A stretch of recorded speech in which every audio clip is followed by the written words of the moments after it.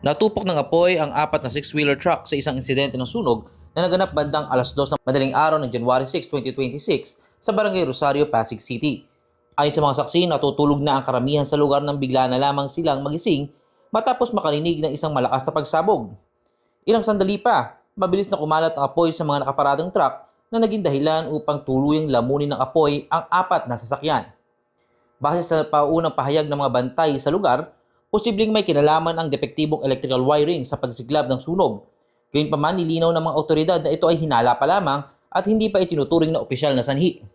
Agad namang rumisponde ang Bureau of Fire Protection of BFP Pasig upang apulahin ang apoy at maiwasan ang pagkalat ito sa mga kalapit na establishmento at kabahayan. Matapos ang ilang oras na operasyon, tuluyan na ideklarang under control ang sunog.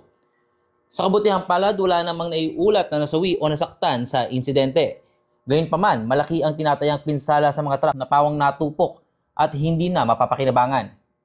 Sa kasalukuyan, patuloy pa rin ang isinasagawang masusing investigasyon ng Bureau of Fire Protection upang matukoy ang eksaktong pinagmulan ng sunog at upang maiwasan ang kaparehong insidente sa hinaharap.